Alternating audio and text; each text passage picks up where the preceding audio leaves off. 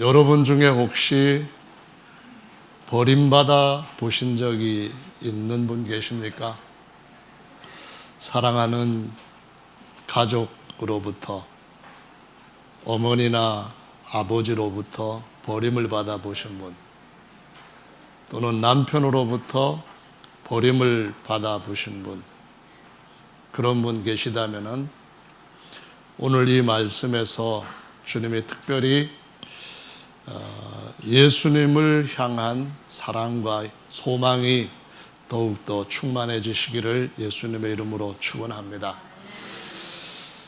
요한복음 4장에는 남편에게 버림받은 여인이 예수님과 만남이 기록이 되어 있습니다. 한 번 버림받은 것이 아니고 적어도 이혼 증서를 5번이나 써줄 정도로 버림받은 여인이었습니다. 그리고 6번째 살고 있는 남편도 언젠가는 곧 버릴 그러한 남자였기 때문에 예수님이 내 남편을 데려오라 하셨을 때 이 여인은 저한테는 남편이 없습니다 라고 대답을 합니다. 남편이 없다는 너의 말이 옳도다라는 말씀을 예수께서 하신 것은 전에 남편이 5 있었지만 지금 있는 남편도 내 남편이 아니다 라고 말씀을 하심으로써 정말 버림받아 본 여인에게 주님께서 어떤 마음을 가지고 계시고, 그리고 그런 여인에게 무엇을 하실 것인가 하는 것을 아주 잘 나타낸 대화라고 할 수가 있습니다. 오늘 이 본문 말씀은 예수님께서 버림받고 난 뒤에 이 땅에서 마지막 식사, 저녁 식사를 하는 자리에서 있었던 사건을 기록하고 있습니다. 예수님이 한 33년 정도를 땅에서 사시고 그동안에 많은 기적들을 3년 반 동안 행하시고 아주 놀라운 가르침들을 전하셨습니다. 12 제자를 택하셔서 특별히 가르치기도 하셨고요. 그런데 이 예수님이 이 땅에서 이제는 마지막 만찬을 하실 이때에는 사실은 예수님을 가장 먼저 앞서서 모든 걸 다 해서 영접해야 할 사람들로부터 아주 처절한 버림을 받은 상태였습니다.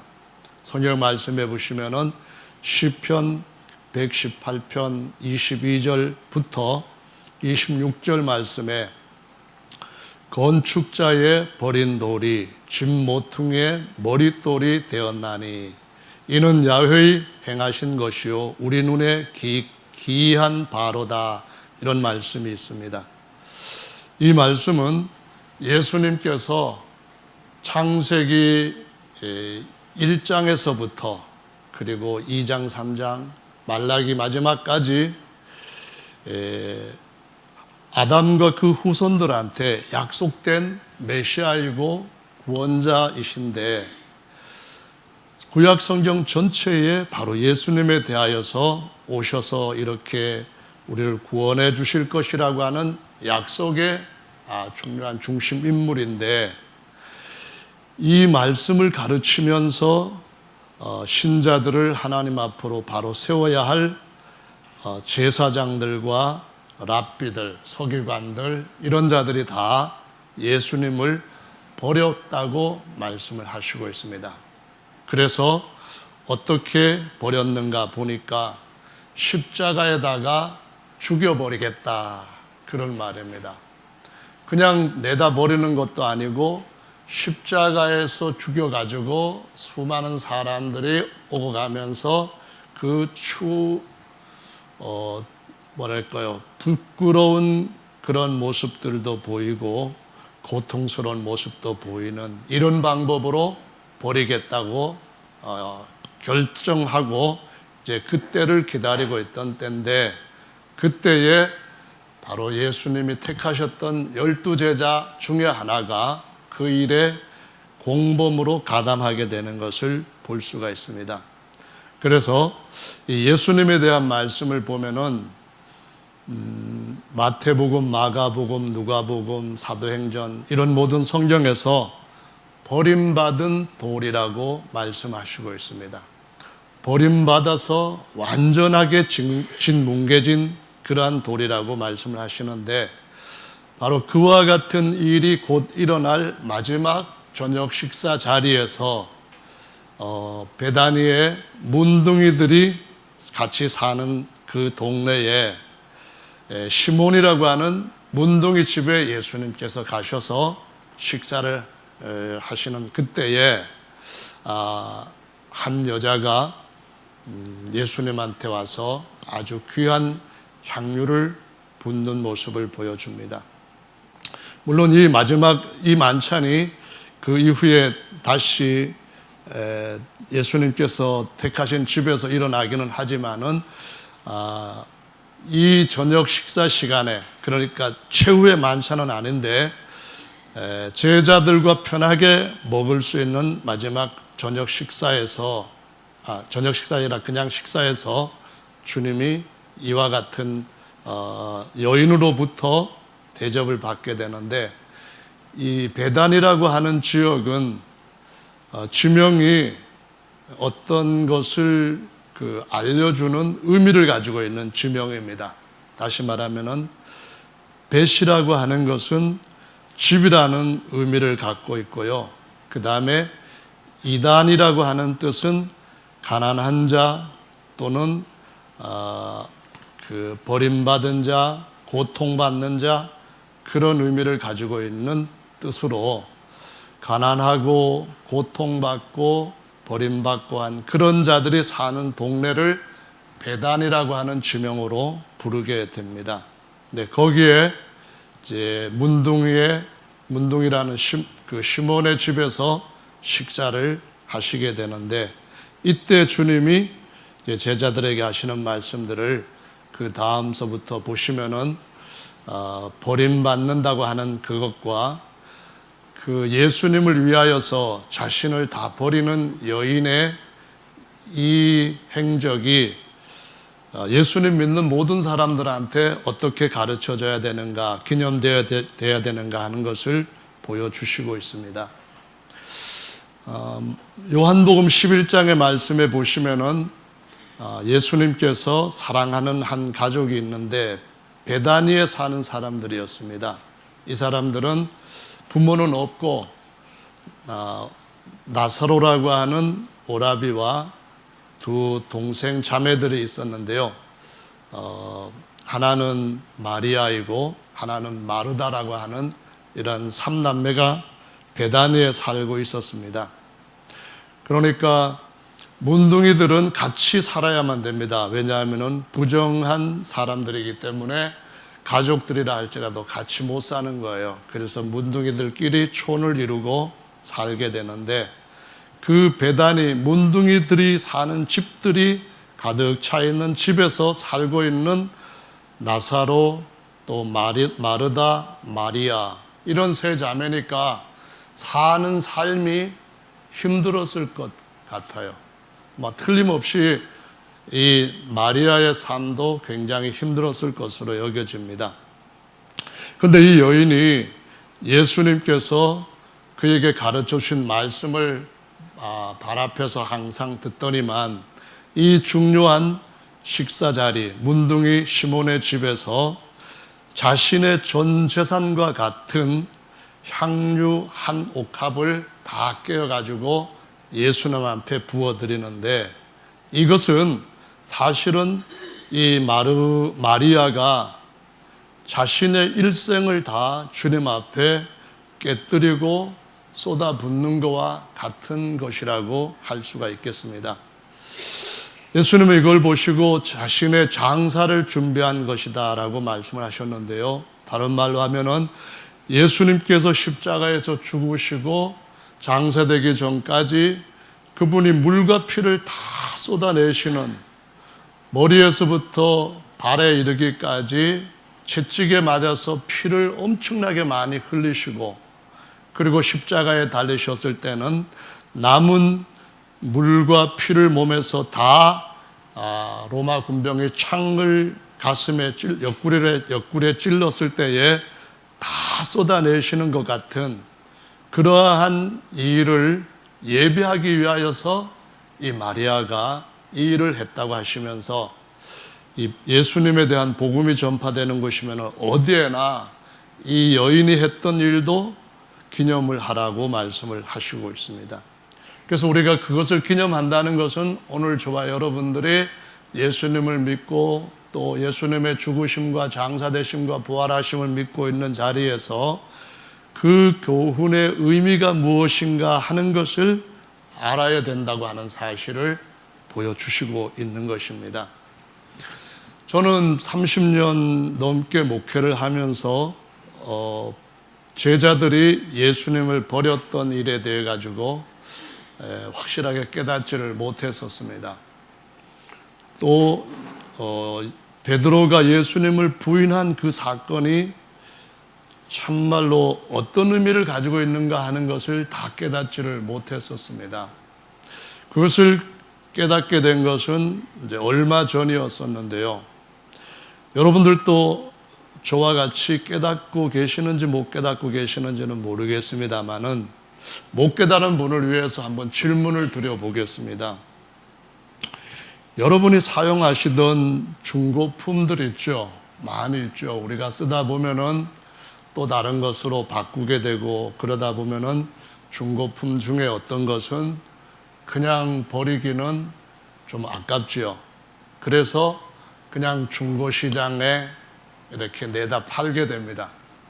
그러면은 그것이 뭐 다만 몇만 원이라 할지라도 팔게 되면은 그만한 가치를 인정하고 그 같은 수입을 얻는 것이죠. 그런데 팔으려고 해봐야 아무도 사질 않고요. 그냥 버리면은 나한테 어떤 과태료 같은 것들이 붙게 된다고 생각하게 되면은 그때는 상당히 어떻게 처리를 해야 될 것인가, 상당히는 아니겠지만 얼마 정도는 고민하게 됩니다. 그런데 예수님의 12제자 중에 하나, 돈을 늘 관리해 오던, 머리에 항상 돈 계산이 빠르게 되던 유다라고 하는 제자가 있었습니다. 그 제자가 바로 이 식사 이후에 다음번에서 마지막 만찬을 하실 때에 예수님을 팔겠다고 하는 마음을 이제 정하고 제사장들을 만나러 가는 이야기가 기록이 되어 있습니다. 은 30냥에 팔겠다라는 것이죠. 은 30냥에 팔겠다고 하는 것은 지금 팔면은 그래도 30냥쯤은 이익을 챙길 수 있겠다, 그런 계산을 가지고 하는 것이죠. 그런데 예수님께서 식사를 하시면서 제자들한테 너희 중에 누군가 나를 팔 것이다 했을 때에 제자들마다 접니까 이렇게 물어봅니다. 그랬더니 나와 같이 떡그릇에 손을 넣는 자가 팔 것이라고 말씀을 하셨고, 그 말씀을 들었던 가룟 유다는 정말로 떡그릇에 손을 넣고 그 떡을 먹고는 팔려고 나갑니다. 근데 다른 제자들은 말하기를 우리가 죽을지언정 주님을 버리지 않겠나이다, 이렇게 말을 합니다. 다른 제자들도 베드로와 마찬가지로 우리가 주님을 버리지 않겠습니다, 이렇게 얘기를 하는데요. 그때 주님이 하시는 말씀을 보면은 너희가 나를 다 버릴 것이다 라고 말씀을 합니다.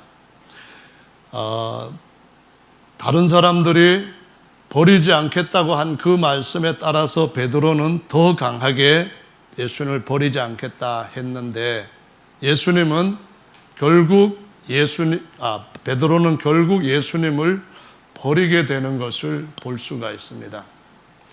근데 이 버리고 난 뒤에 마태복음 26장에 기록된 말씀을 보니까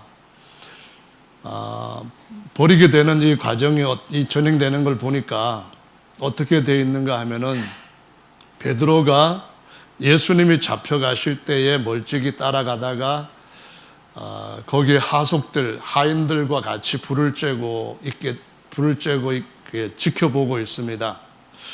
그런데 옆에 있던 하인들이 베드로 보고 너 저 나사렛 예수와 같이 있었던 같은 당이다 뭐 이렇게 얘기를 하니까 베드로가 뭐라고 대답을 하는가 하면은 나는 네가 하는 말이 무슨 말인지 모르겠다 그렇게 얘기를 합니다. 또 한 번 또 그랬더니 나는 정말 아니다. 그래서 또 했을 때 또 네가 말하는 그 자체가 벌써 저 사람과 같은 당이라는 걸 증명한다 했더니 베드로가 뭐라고 하는가 하면은 부인하면서 맹세도 하면서 저주까지 했다고 기록을 하고 있습니다. 이 말씀이 그냥 예전에는 베드로가 부인했구나 어려우니까 즉흥적으로 자기의 어떤 그 위협을 느끼는 생각에서 예수님을 모른다고 한 것이구나 그런 정도로 생각했는데 사실은 그것이 아니었습니다. 그것은 뭘 얘기하는가 하면은 베드로가 예수님을 팔값조차 생각지 못할 정도로 완전히 그를 버렸다는 겁니다. 은 30냥 정도 가치도 없다고 여기는 상황, 판단되는 상황이 그에게 왔고 버렸다는 겁니다. 우리가 어떤 폐기물 같은 거를 버리게 될 때에 그냥 버리게 되면 거기에 주소가 나올 수도 있고 물건산 라벨 같은 것도 나올 수도 있고 뭐 이렇게 누가 버렸는지를 이제 동사무소 같은 데서 주민센터 같은 데서 찾아가지고 과태료를 물리는 경우들이 있습니다. 그런데 그렇게 버렸을 때에 누가 버렸는지 모르도록 부인하기 위해서 자신과 아무런 관련이 없다고 하는 것을 입증하기 위해 가지고 그래서 거기에서 자신과 연관될 수 있을 만한 모든 것들은 다 지우는 겁니다. 싹 없애는 거예요. 그러면서 가능한 한 더 강하게 나와 상관이 없다. 이거는 나한테 절대로 무슨 연관 지어서 할 수 있는 것이 없다는 것을 내가 맹세한다 그 말입니다. 내가 정말 그거와 연관이 있다고 한다면 내가 저주를 받겠다. 이렇게 할 정도로까지 강하게 버린다는 것을 의미하고 있습니다. 그래서 12 제자들 중에 가장 뛰어난 수제자였던 베드로도 예수님을 자신과의 관계를 완전히 지우려고 했습니다.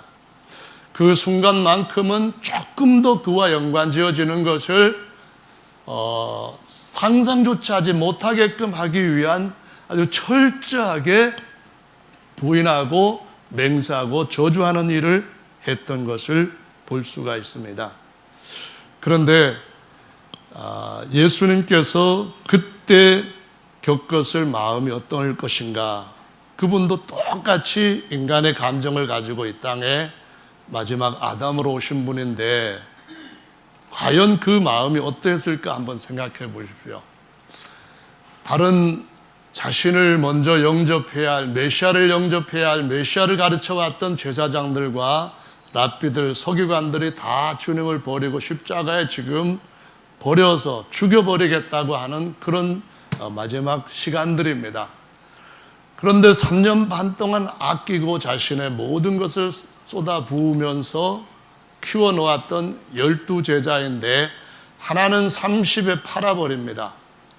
그런데 30에 팔아버리는 것조차도 하지 않고 남은 11명의 제자 그 중에 가장 뛰어났던 가장 신뢰하고 어디나 데리고 다녔던 베드로는 예수님과의 그 모든 관계를 철저하게 부인하면서 맹세하고 저주하면서 버려버립니다. 여러분 이것이 주님께서 버린 돌로서 버림받은 자로서 겪으셨던 감정이라는 것을 오늘 이 시간에 한번 생각해 보셔야 된다고 말씀드리고 싶습니다. 그런데 주님은 그렇게 하시고 난 뒤에 이제 끌려가시게 되는데 끌려가시기 전에 겟세마네 동산에 가서 몸부림치면서 기도를 하십니다. 겟세마네라고 하는 것은 감람류를 틀에다 집어넣고 막 완전히 짓눌러 가지고 기름이 나오게 하는 기름틀이라고 하는 지명입니다. 예수님은 기도하실 때에 자신의 모든 것들을 진액을 짜내는 것처럼 간절히 기도하고 통곡하며 기도하고 할 수 있거든 이 잔을 내게서 옮겨 주시옵소서. 내 뜻대로 마옵시고 그러나 아버지 뜻대로 되기를 원합니다 하면서 그 기도하실 때 땀방울이 떨어지는 핏방울 같이 되면서 되기까지 3번을 간절히 기도했다고 말씀하시고 있습니다. 그리고 난 뒤에 마음에 결정한 것이 내가 아버지 뜻대로 내가 깨져야 되겠다 하는 것입니다. 내가 아버지가 원하시는 대로 이 잃어버린 하나님의 형상으로 지음받은 인생들을 다시 찾기 위하여서 대신 죽어야 되겠다.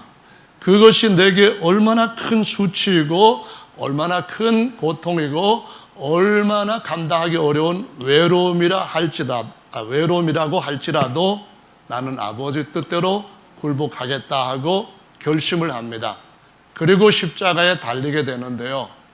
달려서 이제 오전 9시부터 정오가 지나가게 되고 3시경까지 굉장히 많은 고통과 치욕을 당하시면서 그 십자가의 수치, 고난을 겪게 됩니다. 그리고 그냥 가만히 그나마 그 상태에서 숨을 거둘까 생각을 했는데 그것이 아니었습니다. 마태복음의 27장 46절 말씀에 보시면은 오후 3시쯤 되었을 때에 예수께서 큰 소리로 부르짖습니다. 엘리 엘리 라마 사박다니, 엘리 엘리 라마 사박다니 하고 소리를 부르짖습니다. 그 큰 고통, 십자가의 고통 속에서 마지막 절규하는 소리로 부르짖습니다. 그 말은 헬라어로 말씀하시지 않았고 아람어인가 아니면은 또 다른 히브리어인가는 조금은 살펴볼 부분이 있습니다만은 성경 자체에서 그 내용을 설명하고 있습니다. 그것은 이런 내용입니다. 나의 하나님, 나의 하나님, 어찌하여 나를 버리시나이까, 그 말입니다.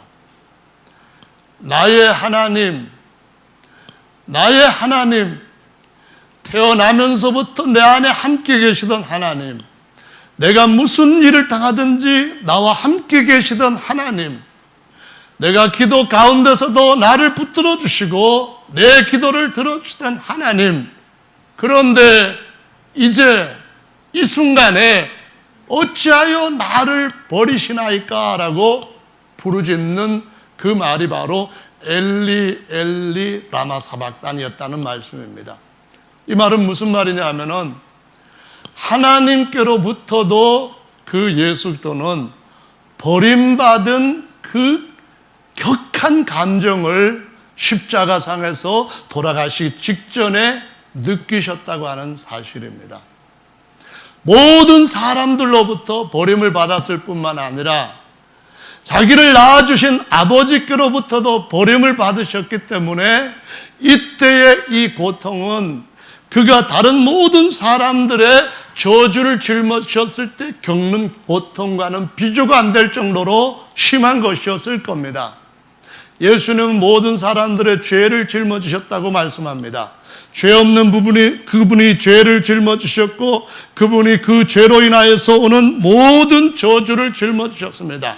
인간들이 가졌던 모든 추악함과 인간들이 가졌던 모든 악독함과 인간들이 가졌던 모든 불결함과 인간들이 가졌던 모든 그 뗄 수 없는 멍청함 같은 것들이 다 그의 어깨 위에서 짓누르고 버림을 받고 그걸 지고 가는 자리에서 그 마지막에는 하나님 아버지로부터도 버림받는 느낌을 받으셨다고 말씀하시고 있습니다. 이렇게 주님이 그 소리를 지르시고 이제 죽음을 맞이하시게 되는데, 주님께서 이렇게 처절하게 버림을 받은 그러한 자리에까지 경험하신 것은 이유가 무엇입니까? 그것은 주님이 이전에 창세기 10장의 말씀까지 보면은 사람들이 하나님을 버렸습니다. 참 하나님을 버리고 창조주를 버리고 자기들이 손으로 만든 신들을 자기들이 섬기할 신으로 택하는 일을 하게 됩니다. 그래서 하나님이 그러면 너희들이 만든 신들을 섬겨봐라 그러시면서 나를 섬길 수 있는 사람은 누구냐 불렀을 때에 아브라함이 제가 하나님 섬기겠습니다. 저희 아버지는 우상 만들어 섬기지만 그래도 저는 하나님 섬기겠습니다. 제가 아버지를 떠나고 아버지를 버리고 진짜 영원한 아버지인 하나님을 섬기겠습니다 해서 하나님 앞에 그와 그 후손들이 택함을 받게 되는데 그 나머지 모든 사람들은 스스로 하나님을 버리고 하나님 앞에 버림받는 이방인들의 자리에 들어가게 되었던 것을 볼 수가 있습니다.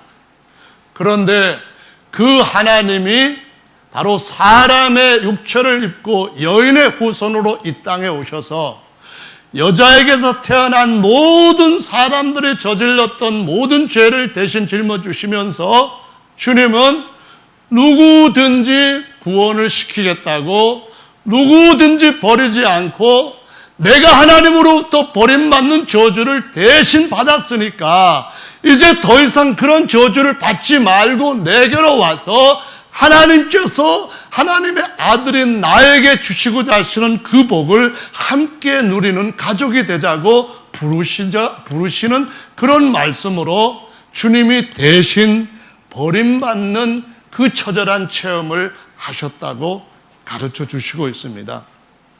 그래서 지금도 주님을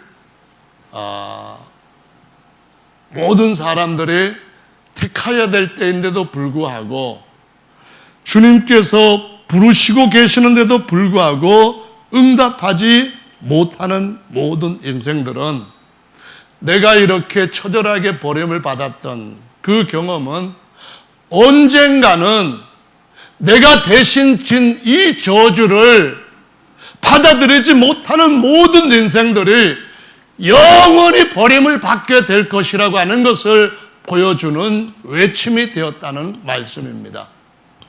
언젠가는 예수님을 받아들이지 못한 모든 영혼들의 하나님의 진노의 잔을 예수님께서 마신 것처럼 마실 뿐만 아니라 영원한 심판의 불 가운데 버려지게 될 것임을 보여주는 증언의 외침이었다고 말씀하시고 있는 것입니다. 성도 여러분, 형제 자매 여러분, 정말로 여러분들의 하나님 앞에서 이러한 하나님으로부터 버림받는 것이 어떤 의미인지를 되새겨 보시지 않겠습니까? 우리가 이 세상에서 사람들 속에서 버림을 받는 것도 정말 슬픈 일이고 가슴 아픈 일입니다. 하지만은 누구든지 하나님은 버리고자 하신 것이 아니라 그들을 다 모으시고 택하시고자 자신의 독생자를 이 세상에 가장 처절한 고통과 수치에 버림을 받도록까지 허락하시고 하나님 아버지께서 그 아들을 마지막 순간에 그 더러운 저주들을 그 앞에 넣지 않기 위하여서 버린 경험까지 하게 하신 하나님이신 줄로 우리 영혼의 아버지신 줄로 믿으시기를 예수님의 이름으로 축원합니다. 주님이 우리를 영원히 거두시기를 정말 원하고 계신다는 것을 오늘 문둥이 집에서 주님이 말씀을 하셨는데 왜 우리가 예수님을 택하고 왜 우리가 예수님 앞에 우리 자신을 마리아처럼 깨어버려야 할까? 이것을 오늘 이 말씀에서 답을 찾게 해 주시는 겁니다. 아까 말씀드렸던 것처럼 문둥이 시몬은 예수님을 영접을 하고 그 집에서 식사를 하게 되는데 이 요한복음 12장 말씀에서도 이 여인에 대한 이야기가 기록이 되고 있습니다. 요한복음 12장 말씀에 보시면은 1절 말씀부터 6절에 있는 말씀까지 주님께서 이제 이 여인에 대한 말씀을 쭉 가르쳐 주시면서 다시 그 12장 말씀에서 어떤 것을 중간에 집어넣게 되는가 하면은 32절에 이런 말씀을 집어넣게 됩니다. 내가 땅에서 들리면 모든 사람을 내게로 이끌겠노라 라는 말씀입니다. 다시 말씀을 드리자면은 예수님께서 십자가에 달려 돌아가시게 되면, 이 말이 땅에서 들리면, 십자가에 달리면 그런 의미인데요. 그러면은 사람들을 하나님 아버지 앞으로 딱 이끌어갈 수가 있다라고 말씀을 하십니다.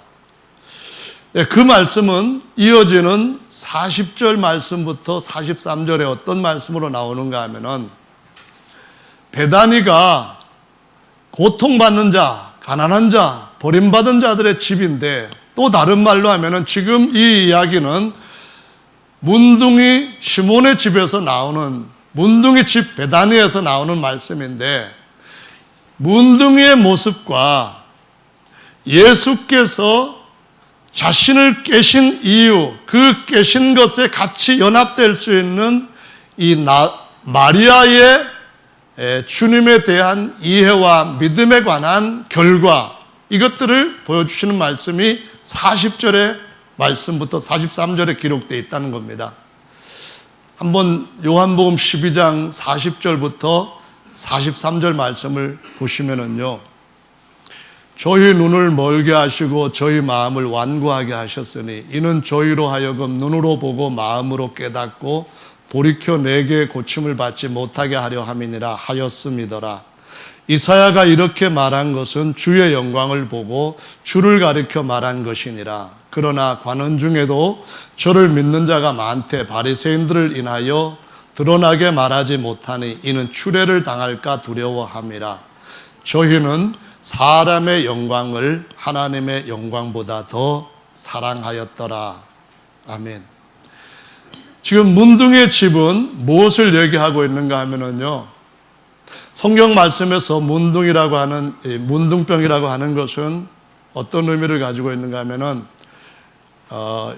구약성경 레위기에 보면은 13절, 14절에 두 개 구절에서 이 병은 정말 저주의 병이기 때문에 아주 그 두 장을 할애를 해가지고 가르쳐 주고 있습니다. 그래서 이게 그 죄로 인하여서 사람들이 어떤 상태가 되는가 하는 것을 육신적인 눈으로 볼 수 있는 그런 질병으로 구약 성경에서 가르쳐 주시고 있는 건데요. 여러분들도 아시다시피 문둥이 이 베다니에 살게 되는 사람들의 모습은 격리가 일어나야 되고, 그 다음에 그 사람이 살아가는 동안에 여러 가지 그 몸에 기형이 생기기 시작하게 되고, 결국에 가서는 그 모습이 아주 처참하게 망가지는 상태로 죽음을 맞이하게 되는 것인데요. 이런 망가지는 그런 모습에서 주님은 뭘로 우리를 바꿔주시려고 하시는가 하면은, 버림받은 자 같은데 주님 안에서 택함을 받은 자들은 주님께서 문둥이 집 같은 우리의 육체를 하나님이 거하시는 하나님의 집으로 바꿔주시는 은혜를 받게 하신다는 것을 이 마지막 주님이 사역을 마치는 그런 마지막 시간들 속에서 보여주시고 있다는 겁니다. 그것은 오늘 아까 말씀드렸던 40절부터 43절 말씀에 기록되어 있는 것처럼 예수님께서 하나님의 영광의 보좌에 앉으시게 될 때에 그 모습이 얼마나 귀하고 놀라운지, 그 모습이 문둥이들이 주님 앞에서 깨어졌을 때에 주께서 다시 한번 바꾸어 주실 새로운 모습이라고 가르쳐 주시고 있다는 겁니다. 그래서 주님 앞에서 우리가 이 은혜를 얻기 위해서 자신의 삶을 깨뜨리는 법을 그냥 순종하며 따라갈 수 있는 삶 속에 살기 위해서는 뭘 봐야 되는가 하면은 두 가지 것을 볼 수 있어야 된다는 거예요. 하나는 내 속에 있는 죄가 내 형상을 하나님의 형상이 아닌 문둥의 형상으로 바꿔가고 있고 언젠가는 완전히 망가질 인생이라는 것을 보여줄 것이다. 이거를 알 수 있어야 된다는 것이고요. 두 번째로는 내가 마리아처럼 예수님 앞에서 내 자신을 깨뜨리는 그러한 이해와 믿음을 갖게 될 때에 주님은 나를 베다니가 아닌 하나님의 집이라고 하는 베델로 바꿔주실 것이다 하는 계시를 따라서 사는 것입니다. 여러분, 마태복음 21장에서 주님께서 건축자들의 버린 돌이 하나님 앞에 택함을 받게 되고 하나님께서 택하신 귀하고 보배로운 머릿돌이 되었다 하는 말씀이 왜 거기에 기록되어 있는지, 그 말씀이 여기에 버림받았다고 하는 그 말씀과 무슨 연관이 있는지를 볼 수 있어야만 이 성경책이 하나님의 말씀으로 눈에 들어오게 되고 그 내용이 내가 따라갈 만한 정말 귀한 말씀, 생명의 떡이구나라는 인정을 할 수가 있게 된다는 겁니다.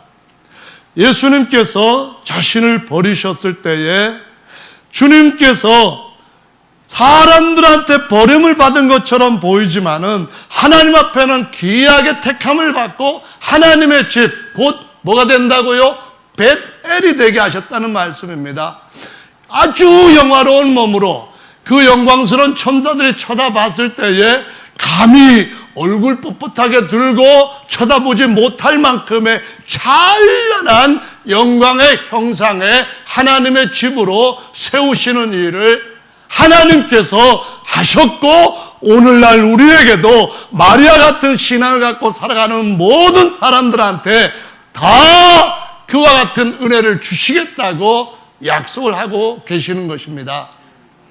버림을 받는다고 하는 자체는 인간들로부터 어떤 어려운 대우를 받거나 아니면 내가 기대하는 것만큼의 어떤 보응을 받지 못할 때에, 그때에 나는 소외되고 나는 버림을 받고 나는 사람들로부터 이렇게 인정을 못 받고 있구나, 그런 생각이 들 수도 있겠습니다만은 실제로 우리의 삶이 그 가운데서 예수님을 바라보고 예수님의 말씀을 그 앞에서 받았던 마리아처럼 그분의 계획이 무엇인지를 알게 되고, 그분이 언젠가 요한복음 12장에 깨졌던 그 마리아의 마지막 12장 마지막에 있는 말씀이 얼마나 참 볼 수 없을 만큼의 찬란한 영광으로 다시 일으키시는가 하는 것, 문둥이의 모습이 하나님의 아들의 영광 형상과 같이 병쾌되는 이 약속이 있다는 것을 아는 사람들만이 주님의 장사에 자신도 준비할 수 있는 믿음으로 살아갈 수 있는 영적 귀와 눈을 가진 자들이라고 가르쳐 주시고 있다는 것입니다. 성도 여러분, 우리 육체를 신뢰할 만한 것이 아무것도 없습니다. 풀의 꽃과 같다고 말씀하셨고 아침 안개와 같다고 말씀하셨는데, 우리가 신뢰해야 될 부분은 오직 하나님의 약속인 줄로 믿으시기 바랍니다.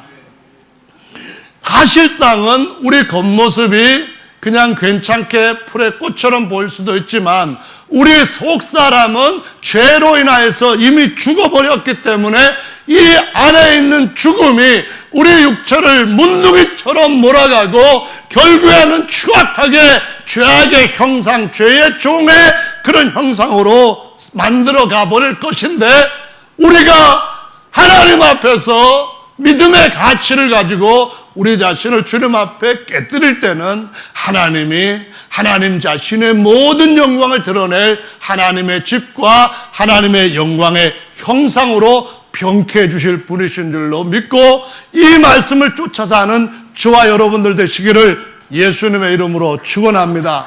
아멘. 그래서 버림받는 것은 사실은 주님 앞에 믿음을 가지고 사는 자들한테는 그렇게 큰 문제가 아닌 줄로 믿으시기 바랍니다. 베데스다 못에서도 보시면은 이렇습니다. 베데스다라고 하는 말은 벳은 역시 집입니다. 베다니는 흔히 버림받은 자, 가난한 자 또는 아무것도 없는 고통받는 자 집이지만은 베데스다는 자비의 집입니다. 자비의 집에 38년 된 움직이지 못하는 그런 환자가 있었습니다. 베데스다라고 하는 자비의 집에 못이 큰 것이 하나 있었는데 천사들이 가끔 내려와서 못을 막 이렇게 휘젓는답니다. 그러면은 거기에 요한복음 5장 말씀인데 누군가 먼저 빨리 제일 먼저 들어가면은 그가 어떤 병을 앓고 있든지 어떤 장애를 가지고 있든지 그 천사의 능력으로 이 모든 것이 정상으로 깨끗하게 고쳐진다는 거예요. 근데 38년 된 환자가 아마도 오래전부터 그 베데스다 문 옆에 와 있어 물이 막 동할 때를 기다리고 들어가려고 하고 있는데요. 그런데 어느 날 물이 확 동했습니다. 뭐 1년에 한 번 있을 수도 있고 한 달에 한 번 있을 수도 있었을 것인데 그때 딱 보고 들어가려고 한다면은 아이고 다리가 멀쩡한 사람들이 다른 데 아픈 사람들이 먼저 뛰어들어가 버리니까 계속해서 다른 사람들한테 기회를 뺏기고 지금까지 38년 동안 앉아가지고 고통만 받고 있던 사람이었습니다. 은혜의 집, 자비의 집인데도 불구하고 자비를 못 받고 있었습니다.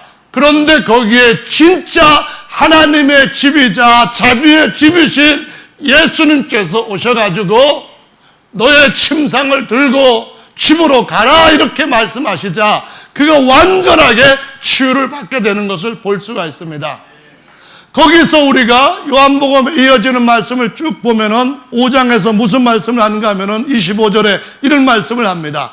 진실로 진실로 너희에게 이르노니 죽은 자들이 하나님의 아들의 음성을 들을 때가 오나니 곧 이때라. 듣는 자는 살아날 것이다 하시면서 악한 자들은 심판의 부활에, 의로운 자들은 생명의 부활에 나올 것이다 라는 말씀을 하시면서 인생들이 사는 목적이 무엇이고 인생이 살아가고 있는 지금의 모습이 어떤 것인가를 보여주시는데 모든 인생은 베데스다 은혜가 있는데도 불구하고 스스로 하나님 앞에 은혜 받을 수 없을 만큼 전부 다가 움직이지 못하는 환자와 같고 장애자와 같다는 겁니다. 구약시대에 그렇게 은혜가 주어졌어도 스스로 그 안에서 그것을 취할 수 있는 능력이 없는 인생이 모든 인생이라는 겁니다. 아담으로부터 시작해서 예수님 때까지 수없이 많은 제물의 제사가 드려졌다 할지라도 그 모든 인생들은 사실상 그 영적으로 사망에 매여있는 데서부터 벗어날 수가 없고 죄가 응답하고 있는 데서부터 해방될 수 없는 다 움직이지 못하는 장애자와 같은 상태였었는데 하나님의 은혜의 진짜 집이신 예수님께서 오셔서 거기서 완전히 회복시켜 주실 거니까 내 영적 상태가 어떤지를 알고 은혜의 집으로 들어오라는 말씀을 하시고 있는 겁니다. 내 영적 상태가 문둥이뿐만 아니라 괜찮다고 해도 움직이지 못하는 장애자와 같으니까 예수님 앞으로 나와서 진짜 완전한 죄 사함과 해방과 영원한 생명의 자비를 받으라는 것입니다. 그래서 그때가 언제냐 하니까 죽은 자들이 다시 무덤에 있는 자들이 다시 일어날 때가 온다 하시면서 부활 때를 말씀하십니다. 그러면서 요한복음 5장 39절부터 44절의 말씀에 보면은 또 뭐라고 말씀하시는가 하면은 너희가 서로 영광을 구하고 유일하신 하나님께로부터 오는 영광을 구하지 아니하니 어떻게 나를 믿을 수 있겠느냐 이 말씀을 하십니다.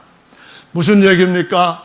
다리가 하반신이 완전히 마비가 되어 있는 그런 영적인 장애 상태에 있는 그런 상태에서 죄에서부터 벗어날 수도 없는 결국에 가서는 장례식장에 가야 되고 결국에 가서는 화장되거나 아니면 매장되는 그런 인생으로 끝날 것들이 아니라 예수님 앞에 오셔서 그 자비의 집에 은혜를 받게 된다고 한다면 주님은 우리를 완전히 영혼, 육 모두가 다 영화롭게 온전케 하시는 주님의 복을 받을 수 있다고 가르쳐 주시는 것인 줄로 믿으시길 바랍니다. 이게 바로 주님이 자신을 우리에게 거기까지 가서 들어가서 베데스다 은혜의 집에 뛰어들지 못하는 그런 것이 아니라 너 자신이 하나님의 자비가 넘쳐나는 하나님의 집이 되고 하나님의 자비의 집이 되라고 말씀하십니다.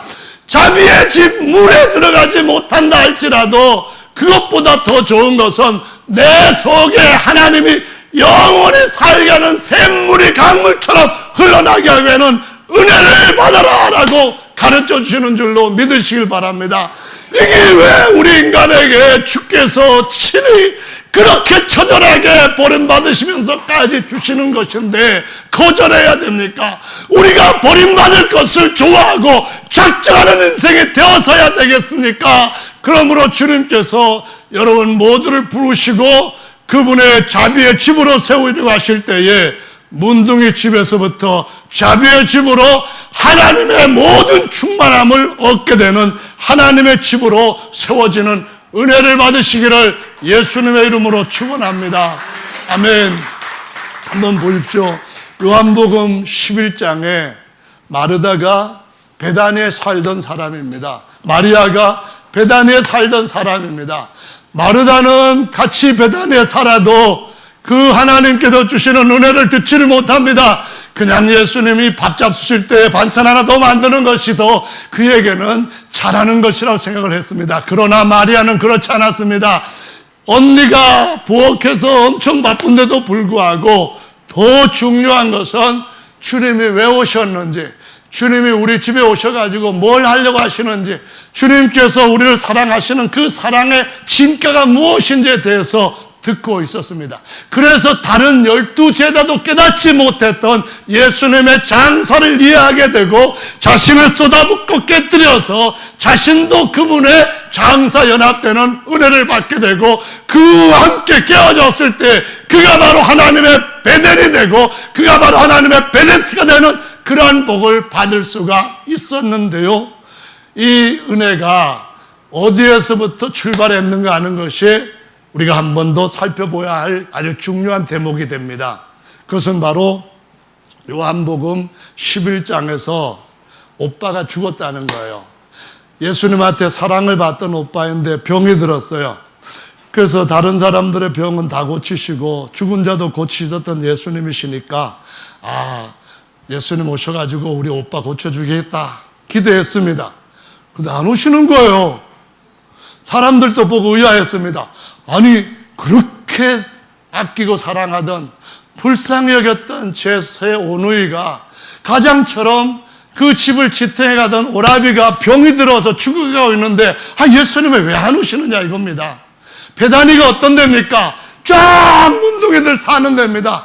그런데 문둥이는 아니지만은 같이 베다니에 사는 이유가 뭡니까? 그만큼 이 삼남매의 집은 거기에서 살 수밖에 없는 거예요.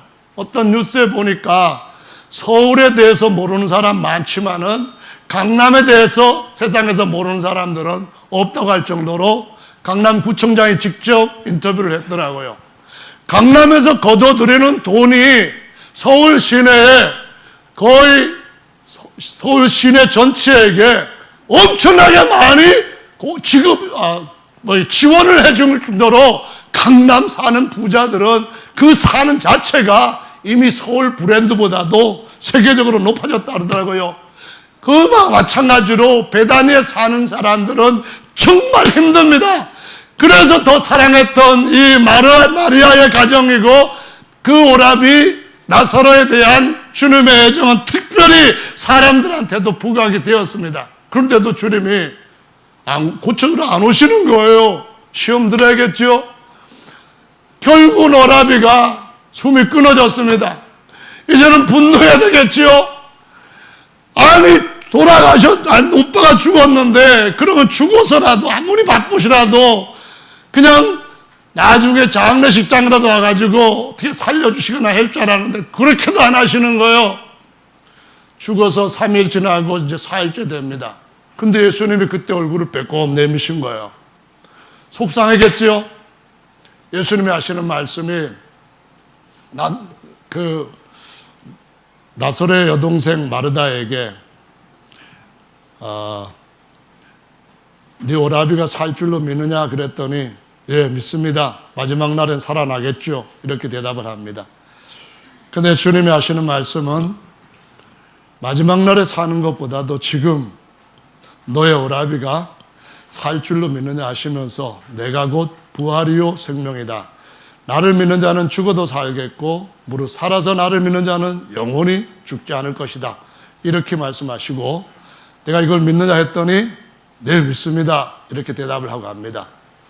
그런데 막상 무덤 앞에 가가지고 이제 나사로를 주님께서 살리시려고 합니다. 그래서 무덤이 돌로 되어 있는 아구로 이렇게 돌로 아구를 막고 있었던 그런 이렇게 굴을 파가지고 만든 무덤이었기 때문에 앞에 있는 돌을 옮겨 놓으라 이렇게 말씀을 하십니다. 그랬더니 사람들이 뭐라고 얘기를 하는가 하면은 죽어서 벌써 냄새가 나나이다 라고 대답을 합니다. 이제 썩었다는 거예요. 여러분, 아무리 사랑하는 사람이라 할지라도 죽어가지고 시체에서 썩어가지고 냄새가 날 때에 가까이 하고 싶은 마음이 없어지겠죠.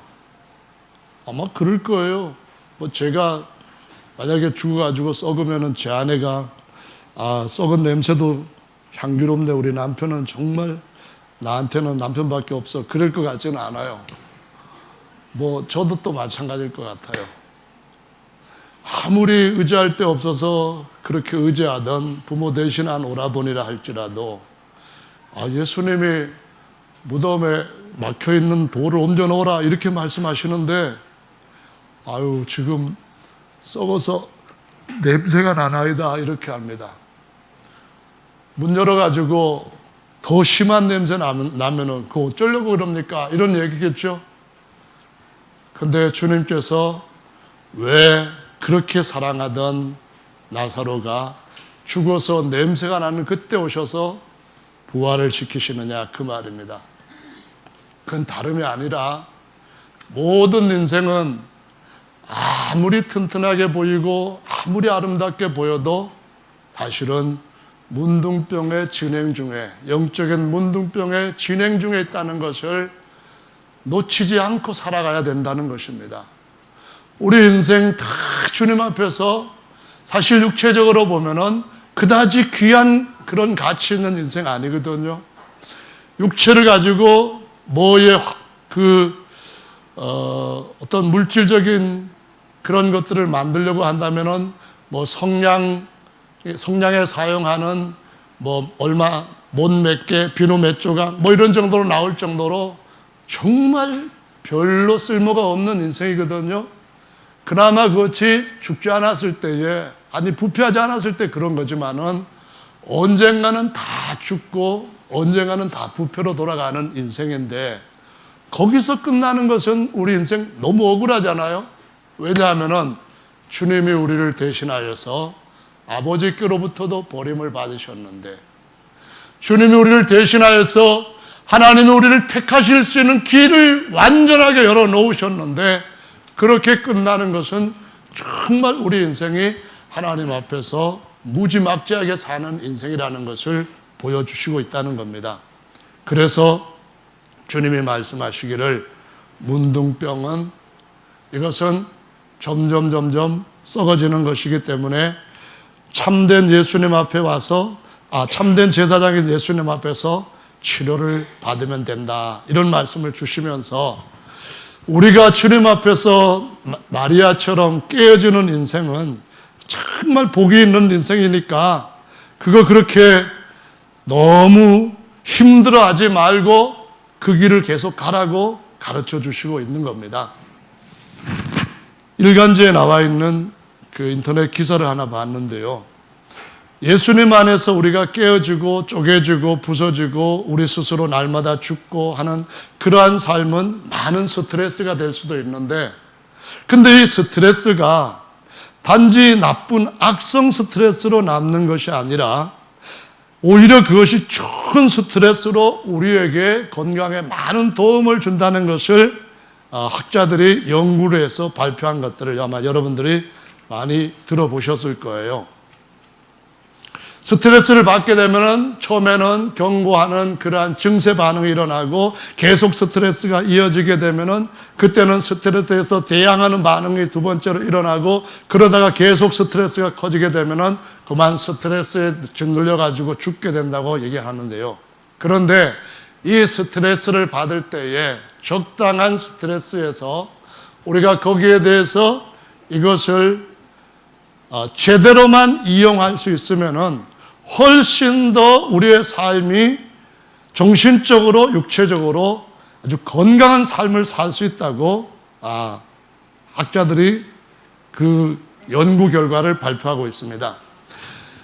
한 밀러라고 하는 박사가 1만 9천 명 되는 사람들한테 관련된 300편의 스트레스 관련 의학 논문을 검토한 결과 모든 사람들은 좋은 스트레스도 있다고 하는 사실을 믿고 건강한 삶을 살 수 있다라고 했는데요. 셀러 박사가 이런 실험을 했답니다. 10마리 쥐한테 아주 환한 밝은 빛을 비춰주고 큰 소음을 막 들려주고 전기 충격을 막 주고 그렇게 스트레스를 한 달 동안 계속 주었더니만 놀랍게도 한 달 안에 10마리의 모든 쥐가 불안과 공포에 떨면서 병들어 죽었답니다. 그런데 다른 10마리들한테는 똑같은 악성 스트레스 환경을 가하면서 앞에 쥐들과 다르게 달리 규칙적으로 운동을 하게 했더니만 한 달 후에 이 10마리 쥐는 한 마리도 죽지 않고 다 더 건강하게 살아남았다는 거예요. 이것을 보면서 이 세상의 생물들도 어떤 스트레스를 어떻게 받아들이냐에 따라서 그 결과가 달라지는데 우리 하나님께서 우리에게 어떤 영적인 스트레스를 줄 때에 그런 영적인 스트레스를 그냥 이거 나한테 왜 이런 일이 일어나는가 하면서 불안해하거나 분노해하거나 아니면은 그 불신에 빠지는 그런 것들을 하지 말고 주님께서 이 일을 통하여 우리에게 정말 더 크고 놀라운 것을 반드시 이루어 주신다고 하는 믿음으로 받아들이게 된다면은 지금보다도 더 건강하게 정신적으로 더 건강하게 영적으로 하나님의 영광의 그 모든 좋은 것들을 얻게 하시는 주님이 되는 줄로 믿으시기를 예수님의 이름으로 축원합니다. 말씀을 마무리를 하겠습니다. 우리가 문둥의 집이 될 수도 있지만은 하나님의 집이 될 수도 있습니다. 우리가 보면서 맨날 고통받는 베다니의 옆에 고통받는 환자가 될 수도 있지만은 하나님이 우리 자신을 자비의 집으로 바꾸어 놓으실 수도 있습니다. 주님께서 여러분에게 좋은 것을 준비해 주셨으니까 여러분 더 열심으로 주님을 찾으시고 동행하시면서 영육간의 복을 영원토록 풍성하게 누리시기를 예수님의 이름으로 축원합니다. 아멘. 다 같이 잠시 동안 기도하겠습니다.